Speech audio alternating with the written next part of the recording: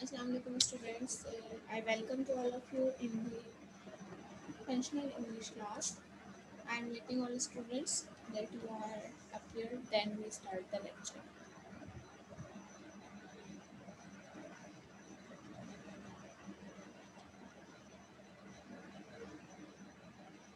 मेरी आवाज़ आप लोगों को क्लियर आ रही है?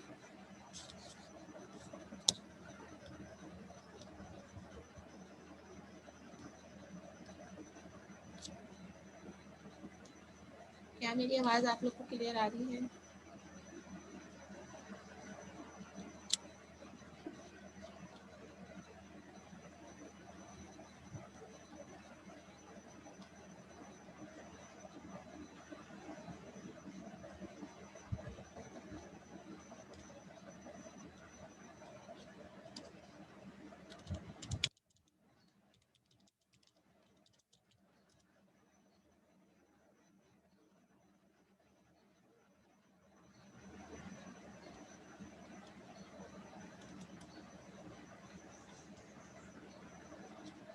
Hello,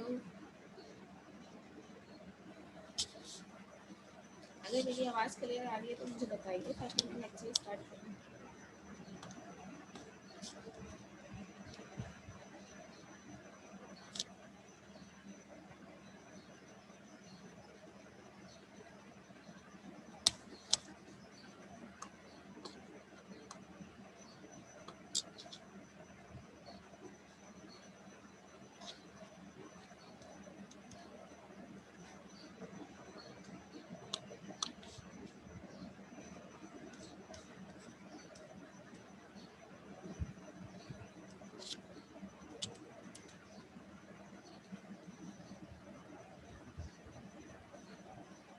Okay, today the topic of the theory class is the flowchart and the algorithms.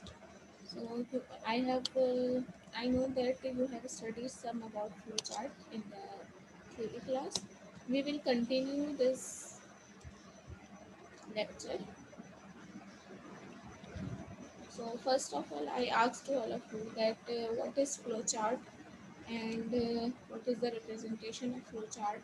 Anyone want to give the answer?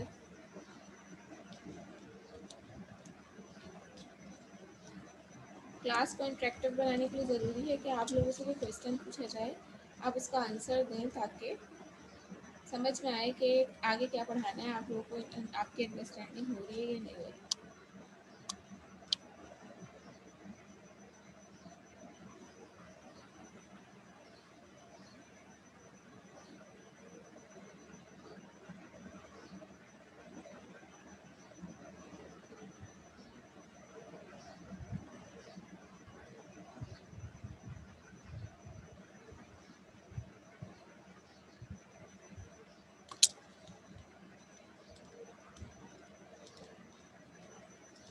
सो आप में से किसी का जवाब देने का मूड नहीं है हर से, तो मैं अपना लेक्चर कंटिन्यू करती हूँ बीच में because.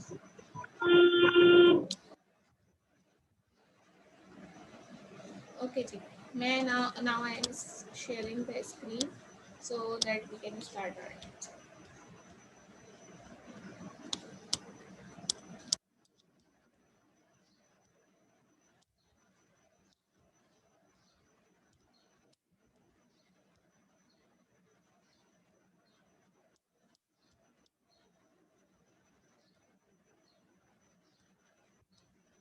So the topic is flowchart. First of all, we see its definition. A flowchart is a graphical representation of steps. It was originated from computer science as a tool for representing algorithms and programming. Flowchart क्या है? ये हमारे algorithms को define करता है. अब उससे पहले हमें समझना होगा कि what is algorithm and what is programming logic.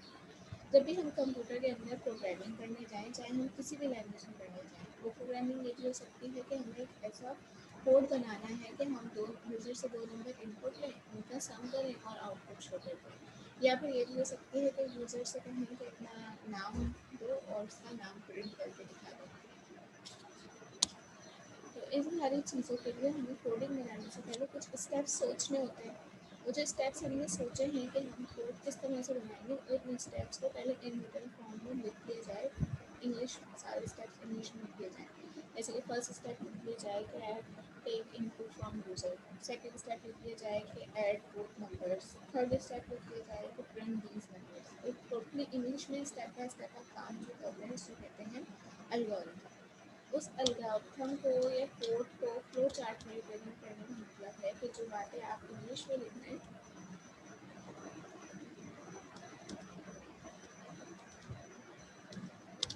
जो बातें आप इंग्लिश में स्टेप बाय स्टेप लिख रहे हैं, आप उनको क्या करें, एक ग्राफिकल रिप्रेजेंटेशन दे दें ताकि वो आपके पास जो है विजुलाइज करना आसान हो जाए। अगर आप कोई चीज़ पढ़ते हैं जैसे कि डेफिनेशन लिख लीजिए, इस डेफिनेशन को आप पढ़ेंगे थोड़ा सा टाइम लगेगा, लेकिन इसी डेफिनेशन को मैं डायग्राम के स्वरूप में शो कर दूँ तो टाइम जो है कम खर्च होगा और आपको समझने में आसानी होगी।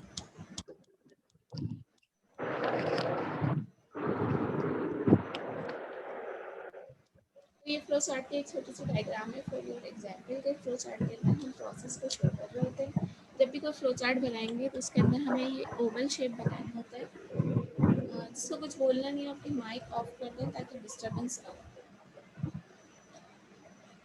सबसे पहले ये स्टार्ट का सैंपल है, स्टार्ट का सैंपल बनाएंगे। उसके बाद नेक्स्ट स्टेप में हमने क्या करा है, पावर ऑन जो भी हम प्रोसेस करते हैं वो इसके अंदर लिखते हैं। फिर उसके बाद नेक्स्ट स्टेप है हमारे पास स्कैन एनवायरनमेंट। ये किसी एल्गोरिथम के स्टेप्स हैं, कोई प्रोग्रामिंग में एल्गोरिथम उसके स्टेप्स हैं। Scan environment, then generate map and location.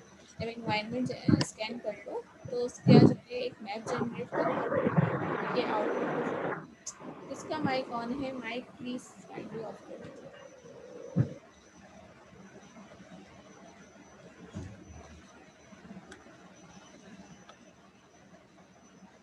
Mohammad Hasanuddin अपना माइक ऑफ कीजिए।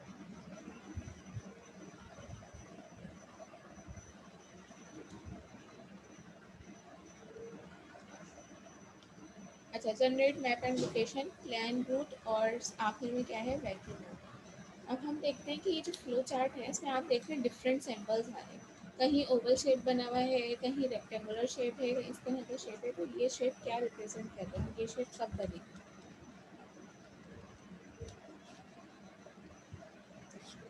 टर्मिनेटर कहलाता है ये ओवल शेप। जब भी हम फ्लो चार्ट बनाना स्टार्ट करेंगे या फ्लो चार्ट एंड करेंगे तो सबसे पहले एक ये बनेगा शेप टर्मिनेटर का, इसमें हम लिख देंगे स्टार्ट। इसके दरमियान में इसके बाद जो है बाकी सारे बॉक्सेस आएंगे जो जो हमें स्टेप्स करने हैं। जैसे कि यूजर से इनपुट लेंगे तो प्रोसेस का इनपुट का बॉक्स बनाएंगे।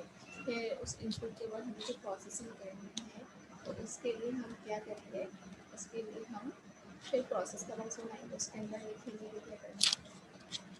प्रोसेस इस तरीके से रन होगा।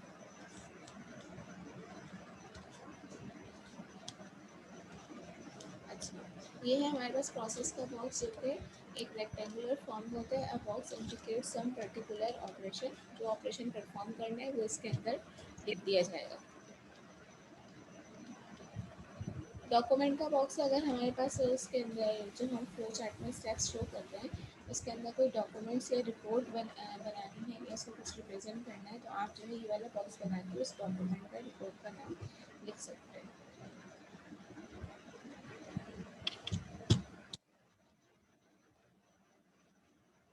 पार्टिसिपेंट्स प्लीज़ आप लोग टाइम पे ज्वाइन कर लिया करें ताकि मुझे बार बार जो है ना जाके रिक्वेस्ट एक्सेप्ट ना करनी पड़े। डिसीजन का बॉक्स है, a diamond represent a decision or branching point. Lines coming out from the diamond indicates different possible situations leading to different subclasses. आपने ऊपर जो फ्लो चार्ट की एग्जांपल देखी थी उसके अंदर क्या था कि आपका पास एक सीक्वेंस में सब कुछ चल रहा था, कहीं भी आपसे कुछ क्वेश्चन नहीं पूछा गया था। लेकिन ड्यूरिंग द कोड या ड्यूरिंग द फ्लो चार्ट अगर आपको कहीं से क्वेश्चन पूछना है, किसी चीज़ की वैलिडिटी कंफर्म करनी है तो उसको लिए हम एक डायमंड सैंपल यूज़ करते हैं, उसको हम कहते हैं डिसीजन बॉक्स। जैसे कि यहाँ पे हमें ये डिसीजन लेना है कि यूज़र ने जो इनपुट दिया है क्या वो 2 से बड़ा है या 2 से छोटा है। तो हम वो कंडीशन यहाँ पे लिखेंगे इज़ नंबर ग्रेटर देन 2, इस तरह से लिखते हैं। फिर यहाँ से दो हमारे पास एरो की निकलेगी, ठीक है। एक के ऊपर हम यस लिखेंगे और एक के ऊपर हम नो लिखेंगे। अगर हमारा प्रोसेस ऐसा है कि अगर यूज़र ने, हमारी डिमांड ये है कि यूज़र 2 से बड़ा नंबर एंटर करे और उसने 2 से बड़ा नंबर एंटर किया है तो यहाँ से एक लाइन निकलेगी और उस पर हम लिख देंगे यस कि हाँ यूज़र ने नंबर बड़ा एंटर किया है 2 से, अब आगे का प्रोसेस स्टार्ट कर दो। यहाँ पे बाकी के स्टेप्स कर जाएंगे। लेकिन अगर यूज़र ने 2 से बड़ा नंबर इंटर नहीं किया, स्मॉल इंटर किया है, तो यहाँ से एक लाइन निकलेगी फ्लो लाइन, उसके ऊपर हम लिखेंगे नो, और वो फ्लो लाइन दोबारा से ऊपर कनेक्ट हो जाएगी जहाँ हम यूज़र से इनपुट ले रहे हैं। इसका मतलब क्या है कि अगर यूज़र ने 2 से छोटा नंबर यानी 1 या 0 या -1 -2 प्रेस कर दिया है, तो अब जो है उससे दोबारा इनपुट दो, तो ये फ्लो लाइन जो है वापस चली जाएगी। Next symbol is data symbol. It represents information entering or leaving the system. An input might be an order from a customer. Output can be a product to be delivered. यानी हम user से जो भी input लेते हैं और user से जो भी आउटपुट देते हैं प्रोसेस करने के बाद, दोनों का सैम्पल यहाँ पर देखिए। एंड यूज़र से इनपुट लिए कि 2 नंबर इंटर करके 4 और 5 या कोई भी 2 नंबर, तो यहाँ पे मैं ये बॉक्स बना के लिखूँगी ask user to take input. ठीक है, फिर जब हमारे पास प्रोसेस हो जाएगा, उन दोनों नंबर का सम हो जाएगा, तो उसके बाद हम दोबारा ये वाला बॉक्स बनाएंगे, वहाँ ये बॉक्स आउटपुट को रिप्रेजेंट कर रहा है, और उसके अंदर हम लिख देंगे ए प्लस बी, या क्या नाम है जो भी उसका आंसर आया 4 + 5 9, तो वो वहाँ पे लिख देंगे।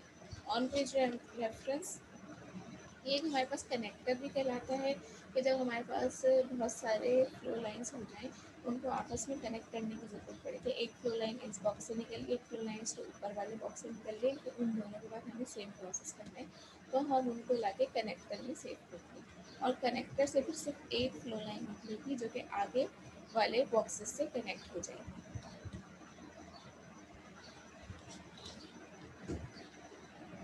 Off-page reference, this symbol would contain a letter inside. It indicates that the flow continues on a matching sequence. शुरू में जब हम वो बनाएंगे फ्लो चार्ट, उनके अंदर मोस्टली हमें ये कनेक्टर की, ऑन पेज रेफरेंस की, डिले और बोटलनेक की ज़रूरत होगी, क्योंकि अभी हम बेसिक लेवल पर काम कर रहे हैं। जब आप ज़रा एडवांस लेवल पर जाएंगे, तो फिर आपको ये वाले सैम्बल्स की ज़रूरत पड़ेगी।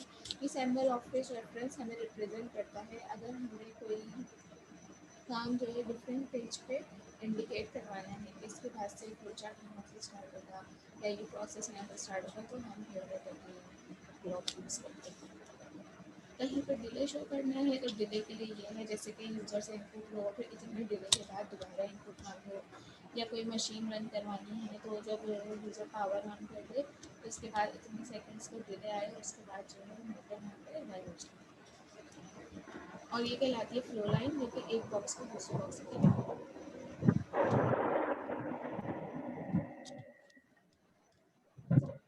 इसका क्वेश्चन है, पूछ सकता है उनका माइक।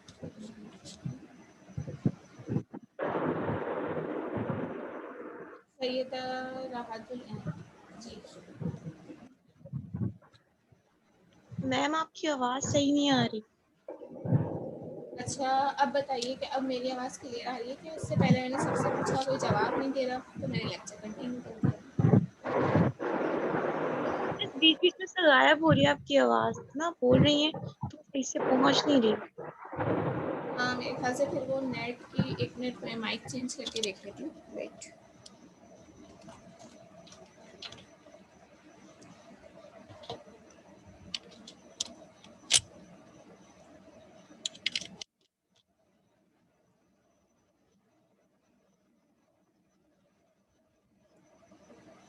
अब बताइए कि अब मेरी आवाज़ क्लियर आ रही है? Yes ma'am, can you please repeat the last slide? Okay, इसलिए मैं आप लोगों से कहती हूँ कि सेशन को इंटरेक्टिव बनाने के लिए ज़रूरी है आप रिस्पॉन्स दें। तो क्वेश्चन पूछा जा रहा है, शुरू में मैंने इतनी दफ़ा पूछा कि आवाज़ क्लियर आ रही है या नहीं आ रही, लेकिन किसी ने जो है आंसर नहीं किया। अच्छा, ये सैम्बल्स हम दोबारा भी जब आगे फ्लो चार्ट बनाने जाएंगे तो वहाँ पे रिपीट कर लेंगे, तो आप लोग वहाँ पे भी देख सकते हैं। मैं यहाँ से थोड़ा सा रिपीट कर देती हूँ ताकि हम जो है आगे कंटिन्यू कर सकें। ये हमारा इनपुट और आउटपुट का बॉक्स कहलाता है। जब हमें कोई भी फ्लो चार्ट बनाना है, इसके अंदर जहाँ पे यूज़र से हमने इनपुट लिया है, वो इनपुट का बॉक्स, हम उस इनपुट के सैम्बल्स को हम यहाँ पे मेंशन करेंगे। जैसे कि हम शुरू से एक एग्जांपल देते हुए चल रहे हैं कि 2 नंबर का सम करना है और वो 2 नंबर हमें यूज़र से लेने हैं, तो हम स्टार्ट के सिंबल के बाद ये वाला सिंबल बनाएंगे, और इसके अंदर लिखेंगे कि एक इनपुट 2 नंबर्स। उसके बाद नेक्स्ट बॉक्स बनाएंगे, इसमें प्रोसेस का बॉक्स होगा, उसका सिंबल अलग होगा, आगे लिख लेते हैं, और उस बॉक्स के अंदर हम लिखेंगे कि ए प्लस बी, या नंबर 1 + नंबर 2। फिर जब हमारे पास ये प्रोसेस हो गया, तो नेक्स्ट स्टेप के अंदर हमें आउटपुट शो होगा, तो वो आउटपुट के लिए हम क्या करेंगे, दोबारा ये वाला सिंबल बनाएंगे क्योंकि ये सिंबल रिप्रेजेंट करता है इनपुट को भी और आउटपुट को भी, और उसके अंदर हम आउटपुट लिख देंगे जो भी हमारे पास आ रहा है। अब हम गाइडलाइंस देख लेते हैं कि फ्लो चार्ट को, guidelines for preparing flow chart. इस तरह से हमें फ्लो चार्ट प्रिपेयर करना है। सबसे पहले वही है कि स्टैंडर्ड, स्टार्ट, बिगिन, स्टॉप। जब भी हम फ्लो चार्ट स्टार्ट करेंगे तो स्टार्ट इसका सिंबल लगाना है। उसके बाद जब फ्लो चार्ट एंड होगा तो वो टर्मिनेटर जो मैंने बताया था आपको, वो वाला टर्मिनेटर आप यहाँ पे यूज़ करेंगे।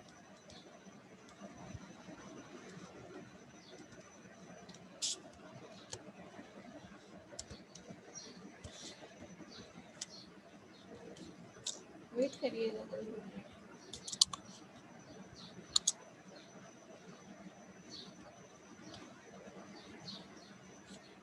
अच्छा जी, the flow chart should be neat and clean.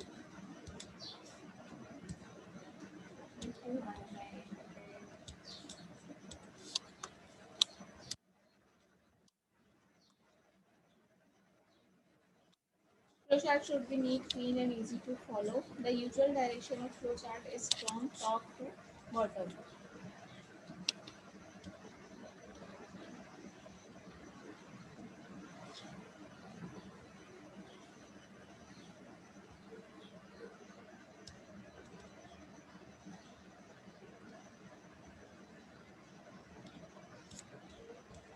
The terminal symbol, that is here, only one flow line should come out from the process symbol. जैसे कि मैंने बताया था कि डिफरेंट सैम्बल्स होंगे, उन सैम्बल्स में से उसमें से प्रोसेस का सैम्बल है, सिर्फ एक ही फ्लो लाइन निकलनी चाहिए। जब प्रोसेस हो गया तो वो एक फ्लो लाइन निकलेगी, और जहाँ पे भी आपको आउटपुट को शो करनी है, डिसीजन बॉक्स में करनी है, तो फ्लो लाइन वहाँ पे अटैच हो जाएगी।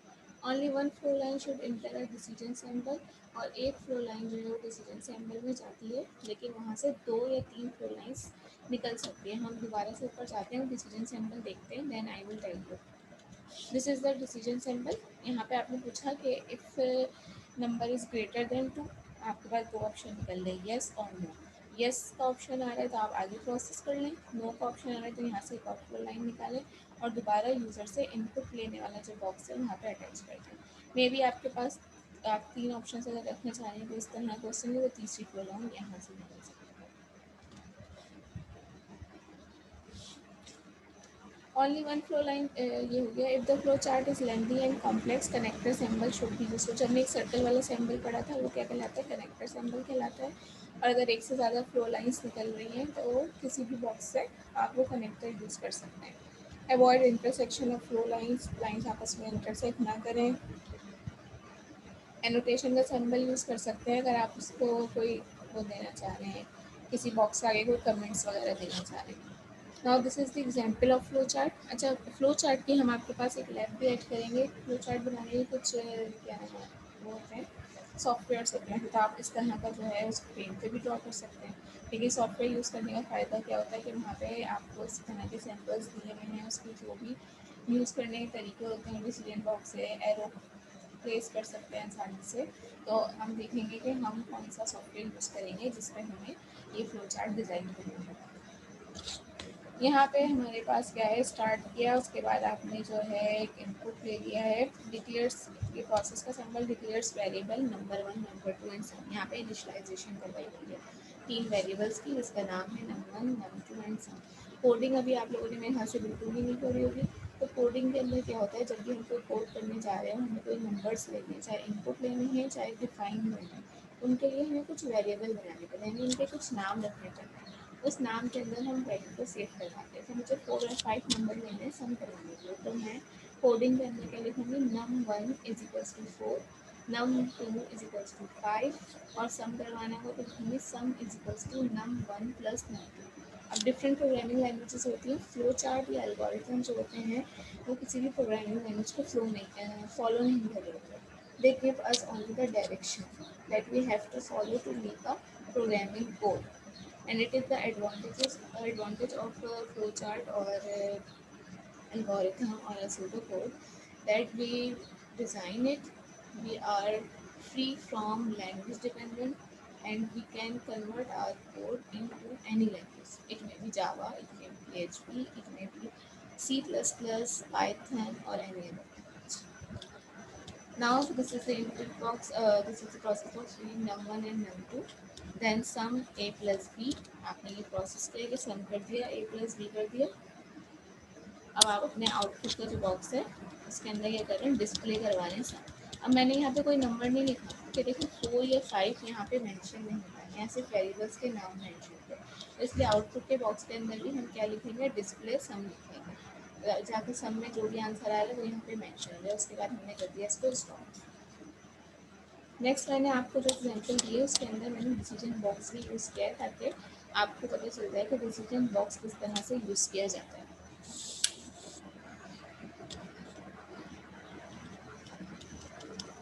Again, we have the terminator, which is from start, and next is initial data entry. यहाँ पे हमने इनपुट लिया, इनपुट ले रहे हैं और डाटा एंट्री कर रहे हैं. आगे फिर कोड पढ़ते हैं तो उसके अंदर देखते हैं किस तरह ये वो बना हुआ है फ्लो चार्ट. जब हमने डाटा एंट्री कर ली तो डाटा के ऊपर कोई ना कोई प्रोसेस अप्लाई किया है. इसके अंदर ये मेंशन नहीं है कि हम क्या कोड बनाने जा रहे हैं या हम किस चीज़ के लिए ये फ्लो चार्ट बना रहे हैं. बस आपको ये प्रोसेस के स्टेप्स शो किए. डाटा की प्रोसेसिंग हो गई. उसके बाद देखना है कि डाटा वैलिड इंटर हुआ है या नहीं. डाटा की वैलिडिटी से क्या मतलब है कि जो डाटा हमको रिक्वायर्ड था वो हमें मिल गया है या नहीं. जैसे हमें रिक्वायर्ड था कि स्टूडेंट्स का नंबर इंटर कर दो, रोल नंबर इंटर कर दो, लेकिन यहाँ पे किसी ने जो है स्टूडेंट का नाम इंटर कर दिया, तो क्या हो गई, वैलिडिटी नो हो गई. तो नो के बाद ये कहाँ जाएगा, वापस चला जाएगा जहाँ से ये इनपुट ले रहा है. इनपुट में बोलेगा इनिशियल डाटा एंट्री दोबारा करो. हमें यूज़र का नाम नहीं चाहिए बल्कि यूज़र का क्या चाहिए, रोल नंबर चाहिए. तो इनिशियल डाटा एंट्री अपनी उसने करेक्ट करके अपना जो है रोल नंबर इंटर कर दिया. रोल नंबर इंटर हुआ, इसको जो भी प्रोसेस करना था वो कर लिया. उसके बाद आया डाटा वैलिडिटी के ऊपर. ये प्रोसेस का बॉक्स जो है ये इसके बाद भी लग सकता है, डिसीजन बॉक्स के बाद, कि पहले डाटा इंटर हुआ, उसके पहले डाटा को वैलिड किया कि डाटा सही मिला है यानी, उसके बाद आगे कोई प्रोसेसिंग की. ठीक है. अब यहाँ पे आया डाटा वैलिड यस, यानी यूज़र ने रोल नंबर ही एंटर किया है. अब उसके बाद हमें उससे जो भी काम करवाना है, प्रोसीजर मतलब फंक्शन. प्रोसीजर का मतलब होता है फंक्शन. प्रोग्रामिंग लैंग्वेज के अंदर हम डिफरेंट फंक्शंस बना देते हैं अलग अलग, ताकि हमारा कोड रीड करने में आसान हो, उसकी विजिबिलिटी या नीट एंड क्लियर कोड बने. अब प्रोसीजर कॉल का मतलब है फंक्शन को कॉल करो. अब वो फंक्शन ऐसा भी हो सकता है कि रोल नंबर को प्रिंट करवाना है तो प्रिंट का फंक्शन कॉल कर लेगा. वो फंक्शन ये भी हो सकता है कि जो भी रोल नंबर है उसके अंदर 3 नंबर ऐड करके उसको नया रोल नंबर अलॉट कर दो. या ये भी हो सकता है कि अगर यूज़र का हमें रोल नंबर मिल गया है तो इसकी मार्कशीट प्रिंट कर दो, या इसके किसी स्पेसिफिक सब्जेक्ट का हमें मार्क्स बता दो. तो ये सारे काम इस प्रोसीजर कॉल में आ सकते हैं. प्रोसीजर कॉल का मकसद मैं अगेन रिपीट कर रही हूँ कि फंक्शन हो. फंक्शंस डिफरेंट बने हुए किसी भी कोड के अंदर. उसके अंदर ये सारे फंक्शंस बातें हो सकती हैं जो कि अभी हमने डिस्कस किए हैं. वो कॉल कर ले और जो है आपके पास डाटा शो हो जाए. आउटपुट रिजल्ट, आउटपुट इस डायमंड शेप के ये जो शेप है इसके अंदर जो है आपके पास ये इंटर आउटपुट रिजल्ट शो हो जाएगा. अब हमारा प्रोसेस एंड हो गया तो यहाँ पे आ गया एंड. अब आप लोगों को क्या करना है कि फ्लो चार्ट की एग्जाम्पल, आई होप कि आप लोगों को फ्लो चार्ट समझ में आ जाएगा. यहाँ तक किसी कोई क्वेश्चन है तो वो पूछ सकते हैं.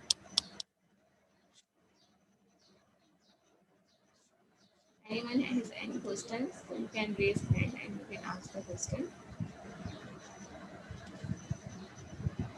लोगों ने अभी इंटर किया है, ज्वाइन किया है, वो डॉक्यूमेंट रीड आउट करके ही या फिर रिकॉर्डिंग देख कर ही इसको समझ सकते हैं. मैम आपकी आवाज स्टिल जो है ना बहुत बहुत स्लो आ रही है, मतलब बहुत ज्यादा हल्की आ रही है. नहीं, मैं 2 माइक चेंज कर चुकी हूँ, मैं क्या कर सकती हूँ. तो आप थोड़ा सा लाउड बोल रहे हैं प्लीज. ओके, मैं वैसे लाउड ही बोल रही हूँ, थोड़ा और लाउड बोलने की कोशिश कर लेती हूँ. चलिए, यहाँ तक किसी का कोई क्वेश्चन नहीं है इससे रिलेटेड, थ्योरी से related. No ma'am. Now we are going to start the pseudocode. What is the pseudocode? Anybody has any idea?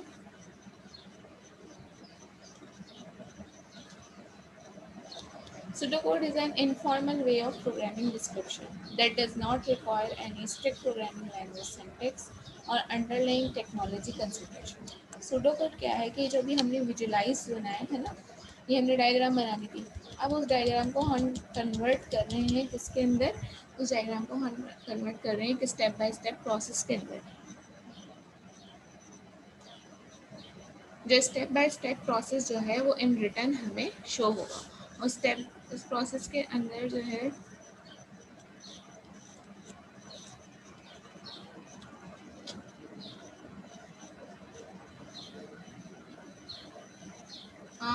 Video अपनी ऑफ कर लीजिए, नीला ताज आपकी वीडियो ऑन है।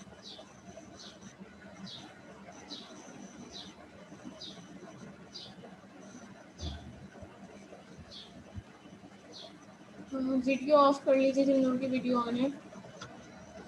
मुनीबा कैमरा बंद कर लो।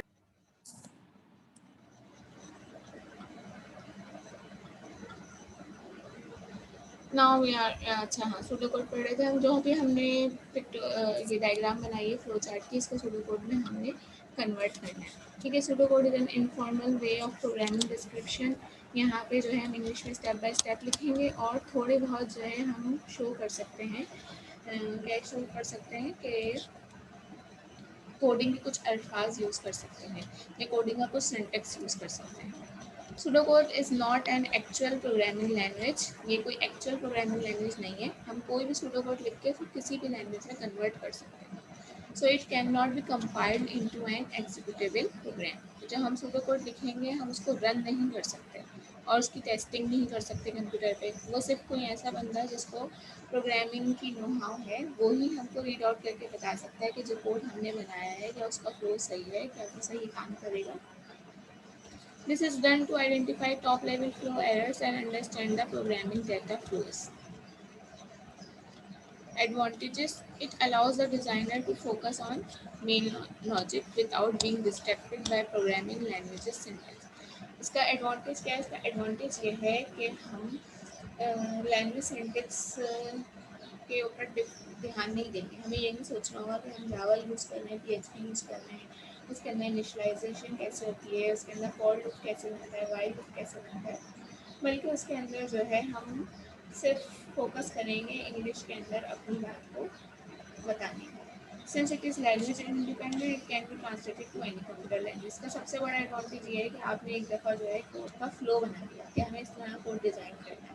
अब आपकी टीचर आप या आपका बॉस आपसे जो भी बोले कि ये लैंग्वेज यूज़ करनी है, फॉर एग्जाम्पल अपनी लैंग्वेज यूज़ भी करें, लेकिन अब आपको लगता है कि आपका प्रोजेक्ट इस लैंग्वेज के लिए कंपेटेबल नहीं है, हमें दूसरी लैंग्वेज के ऊपर जाना होगा। तो हमारे पास फ्लो बना हुआ है, हमें सिर्फ उस लैंग्वेज के सिंटेक्स सीखने और अपने कोड को उस पर कन्वर्ट करना है। It allows designer to express logic in plain natural language. हम जो भी नेचुरल लैंग्वेज उसके अंदर वो कोड लिख रहे हैं, easier to write actual code using pseudo. जब सूडो कोड एक दफ़ा लिख लिया, सारे स्टेप्स आपके पास मेंशन है। ऐसा नहीं है कि आपके पास ब्रेन में चल रहा है और आप कोड नया बनाते जा रहे हैं। आपके पास सब कुछ इंटरनेट में मौजूद है, आपने इस चीज़ को अब कोड में कन्वर्ट करना है।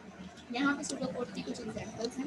कैलकुलेशन ऑफ सिंपल इंटरेस्ट, हमें जो है सिंपल इंटरेस्ट बनाना है की कैलकुलेशन करनी है। तो स्टेप नंबर 1 जिस तरीके से फ्लो चार्ट के अंदर होता है कि आप स्टार्ट का सैम्पल बनाते हैं, इसमें सूडो कोड के अंदर होता है कि आप स्टेप नंबर 1 क्या भी लिखते हैं स्टार्ट। स्टेप नंबर 2 क्या है? यूजर से इनपुट ले रहा है जो कि इनपुट को रीड कर रहा है।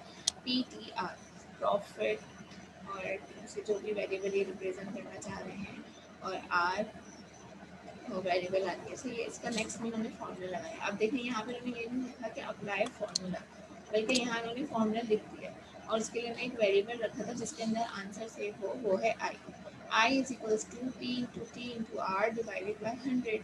ये फॉर्मूला जो भी हम लैंग्वेज यूज़ करेंगे उसके अंदर भी एज इट इज़ लिखा जाएगा। तो सूडो कोड में और एल्गोरिथम में ये डिफरेंस है। अगर मैं एल्गोरिथम बना रही होती तो यहाँ मैं लिख देती, इसके आगे ही मैं थोड़ा सा अगर ऐड करना चाहूँ,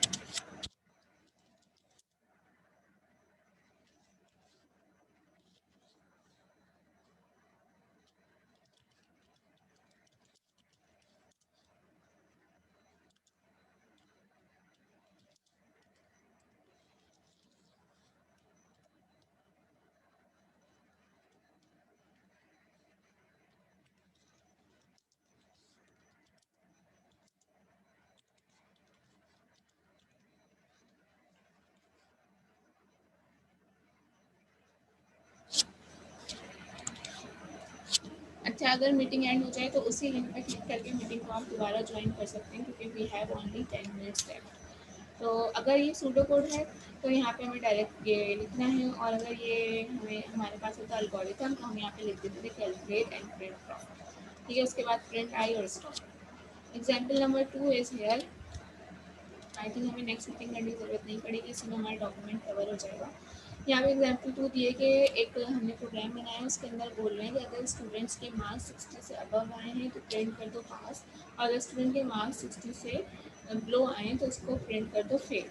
अब ये सूडो कोड किस तरीके से कि इफ़ एंड एल्स का क्लॉजेज यूज़ होते हैं प्रोग्रामिंग के अंदर, मतलब इफ़ ऐसे ही यूज़ होता है, एल्स ऐसे ही यूज़ होता है, लेकिन प्रिंट की स्टेटमेंट एज इट इज़ ऐसे यूज़ नहीं होती, ब्रैकेट्स के अंदर यूज़ होती है। तो इफ़ एंड एल्स को रिप्रेजेंट कर रहे हैं किसी कोड को, और प्रिंट और पास प्रिंट फेल जो है हमारे पास एक सूडो कोड का पार्ट है, एक इंग्लिश स्टेटमेंट है जिसे हमें कन्वर्ट करना होगा किसी लैंग्वेज कोड में। अगर जावा है तो उसमें प्रिंट का फंक्शन कैसे यूज़ होता है, पाइथन है तो उसमें प्रिंट का फंक्शन कैसे यूज़ होता है, उसको ऐसे कन्वर्ट करते हैं। Next, here is another example in which we have compared the code with pseudocode.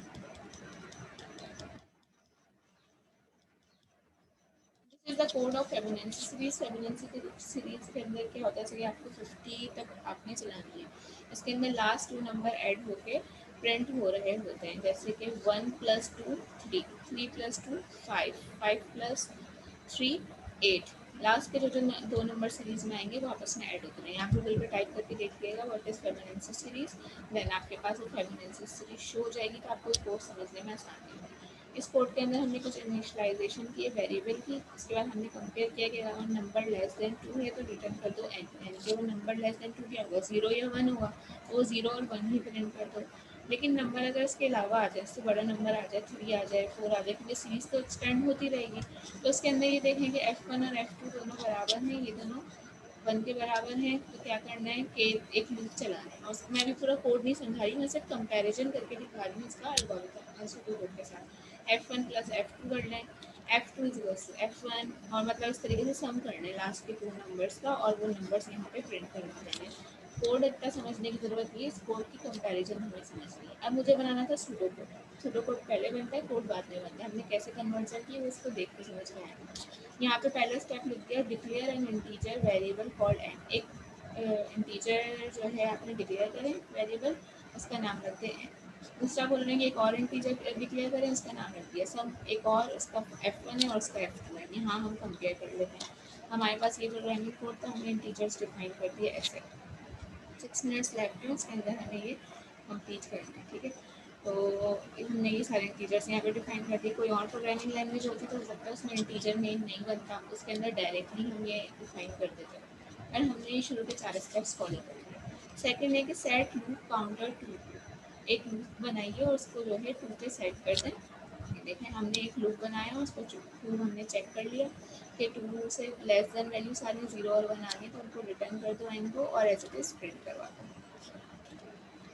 Set sum to 0, set F1 and F2 to 1, set n to 50। और यहाँ पे यही हो रहा है कि आपने जो सम है ये वैल्यूज हैं उसको 1 पे रखा, उसके बाद आपने लूप चलाया है और उस लूप को आप प्रिंट कर रहे हैं यहाँ पे, और उसको कंपेरिजन कर रहे हैं। 50 यहाँ पे मेंशन नहीं है, वहाँ मेंशन किया है, तो मैंने जो कोड बनाया इसके अंदर 50 को मेंशन नहीं किया है। के लेस देन n तक रखा है, इसका मतलब जो हमारा n आ रहा है उसके अंदर हम 50 सेव करवाएंगे कि हमारी वैल्यूज़ 50 तक मतलब यहाँ तक प्लस हो के आंसर 50 तक आ जाए। उसके बाद जो है हमारा प्रोग्राम स्टॉप हो जाएगा, रिटर्न एफ हो जाएगा। ये हमारे पास algorithm pseudo code and flow chart का टॉपिक कवर हो गया, जो कि आपके सूडो से भी रिलेटेड है, और हम आप इसकी प्रैक्टिस करके रखिए, फिर हम जो है लैब में भी यही दोनों टॉपिक कवर करेंगे। लैब नंबर मैं भी नहीं बता सकती कौन सी लैब नंबर में हम इसे इंक्लूड करेंगे।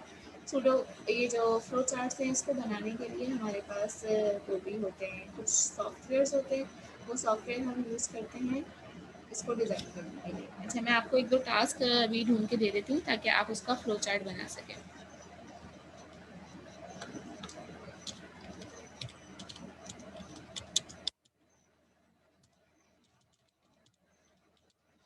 क्वेश्चन लिख लें आप अपने पास। ये जो मैं दे रही हूँ टास्क, जिस दिन मैं फ्लो चार्ट वाली लैब लूँगी उसके अंदर वो वाले चार्ट्स डिस्कस करेंगे, या फिर मैं मतलब कह लें कि उसके बारे में आपसे पूछूंगी कि आपने बनाया है या नहीं।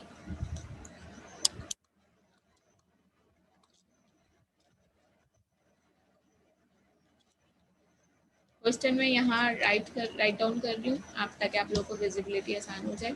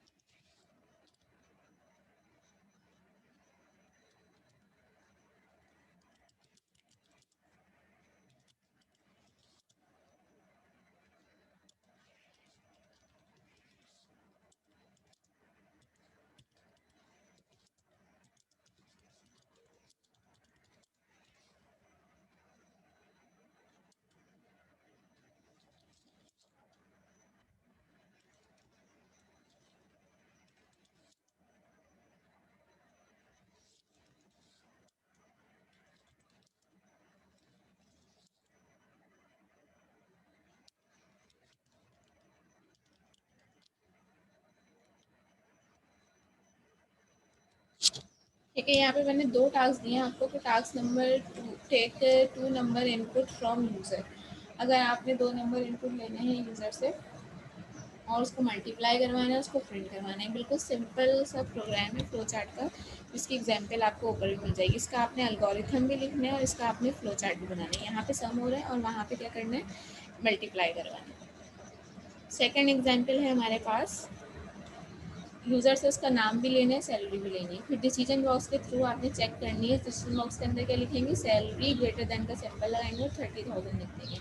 इसके अंदर से 2 आप फ्लो लाइन्स निकाल सकते हैं। एक फ्लो लाइन यस, अगर सैलरी ग्रेटर देन है तो उसके अंदर प्रिंट का सिंबल बनाए आउटपुट का और लिखते हैं कि सैलरी इंजीनियर, प्रिंट इंजीनियर। और सैलरी लेस देन 30,000 आती है तो दूसरा फ्लो लाइन निकालें और उसके ऊपर लिख दीजिए प्रिंट टेक्नीशियन। सो ये आपका दोनों टास्क हैं जिसके आपने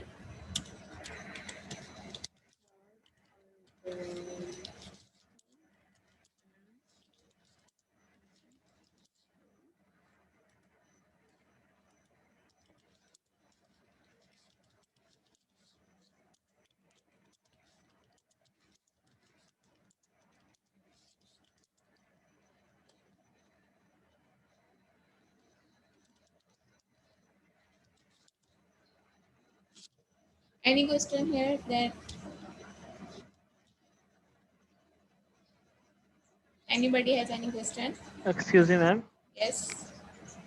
मैम वो जो आपने लैब टास्क 3 दिया था सोशल अकाउंट्स वाला, मैम उसके बारे में थोड़ा सा गाइड कर दें, कंफ्यूजन हो रही है उसमें। अच्छा पहले ये बताएं, इस टॉपिक में किसी को कोई भी क्वेश्चन पूछना है तो पूछ ले। नो मैम ये तो क्लियर है। ओके मैम आईटी, इसकी स्लाइड्स कब तक मिल जाएंगी?